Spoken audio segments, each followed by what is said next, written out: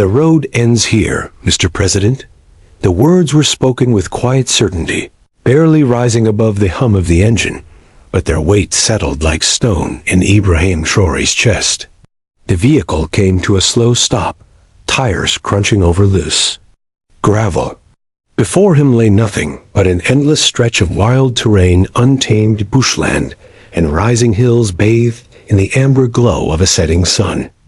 The air was thick with stillness, broken only by the occasional call of unseen birds. Ibrahim stepped out, boots planting into soil that hadn't felt the presence of a leader in nearly a century.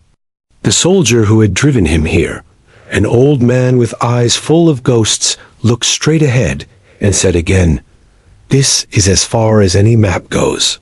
Beyond this is only memory."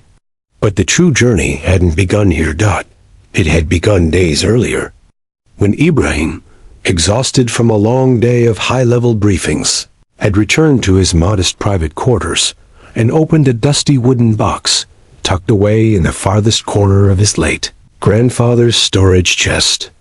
The box was old, carved by hand, wrapped in leather, and sealed with a symbol he remembered from his childhood. A twin-headed lion, the insignia of a forgotten warrior clan. Inside lay a single item wrapped in aged cloth. A map. At first glance, it appeared meaningless, a faded relic of no importance. But something about the ink, the markings, the curves of hand-drawn paths, sparked something deep within him. And then he saw a strange X mark on what should have been a blank space in the southeast quadrant. No official map of Burkina Faso contained such a place. Above the X was a word in an ancient dialect, Amani. Peace. He didn't sleep that night. 3 days later, he found himself here, at the edge of the known, looking toward a mountain whispered in family stories and dismissed in modern reports as legend. A mountain said to be cursed by some, guarded by spirits by others. A mountain that had swallowed explorers and colonizers, alike without a trace. But Ibrahim was not just another seeker. He was its heir. He took the map from his jacket, unfolded it with care, and studied the final markings.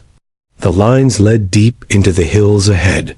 He moved forward on foot. No drones, no bodyguards, no fanfare. Just the wind and the weight of his ancestors walking beside him. Hours passed. The sun dropped. Behind the horizon, darkness blanketed the forest, but the stars lit his way. And then, as if called by destiny, he saw it, rising from the earth like a sleeping giant, cloaked in mist and moonlight, stood the mountain of Amani. He stood there for a moment, breathless. Not from the climb, but from the silence. It wasn't empty. It was sacred. He reached the foot of the mountain and placed his hand on the stone. The earth answered.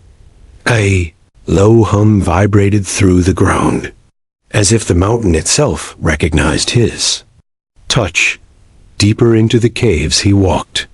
With each step, the air grew warmer. Torches lit on their own. Echoes danced off walls carved with ancient symbols, telling stories of kings and queens, of droughts and floods, of war and peace. Then came the chamber. Massive, circular, carved by hands long gone. At its center, a pool of crystal water surrounded by mounds of gold, diamond clusters, and metal alloys unlike anything seen in modern science. Along the walls, relics, weapons, scrolls, and a library of knowledge preserved in clay, tablets, and engraved copper. This wasn't just a treasure hoard. This was a vault of civilization, a legacy buried by time, protected by code, and preserved. Not by greed, but by reverence. And then came the voice. You finally came. From the shadows stepped an old woman wrapped in ceremonial robes. Her face was marked with ancient tattoos. Her eyes burned like fire behind clouds. I am Fatima Diarra, she said, guardian of the mountain. And you, Ibrahim, have returned to fulfill your oath. He didn't speak. Not out of confusion, but because a part of him knew he had always been meant to find this place. She led him deeper into the heart of the chamber, past vaults that glowed with solar energy harvested through natural crystal formations, past scrolls that detailed medicine made from native plants, technology powered by wind and stone, and farming systems immune to drought. "We have waited for a leader who would not sell this to the world," she whispered. "Who would see not profit but purpose." And Ibrahim, eyes fixed on the brilliance around him, whispered back, "And you have found him." Days turned into weeks. With each visit, he studied. He learned. He walked among the people who had remained hidden, protecting this legacy in silence. A village built into the mountain, thriving without a single drop of foreign aid. They lived in harmony, recycling waste, growing drought-resistant crops, running a circular economy so efficient it made international experts look foolish. And he wept not out of sorrow, but gratitude, because here, in this forgotten place, he had found the future. He returned to the capital months later, but something had changed. His speeches carried new fire. His eyes shone with ancient wisdom. And when asked by his cabinet where he had been, he simply replied, "I followed the map of my ancestors." What followed became known as the Burkina Faso approach. He began reshaping national strategy around self-sufficiency. He refused foreign loans. Instead, he replicated the systems of the mountain village nationwide. Education, health, agriculture, all guided by what he called ancestral innovation. But the enemies were watching.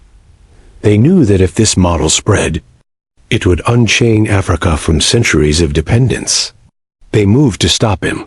Sanctions, media smears, assassination attempts.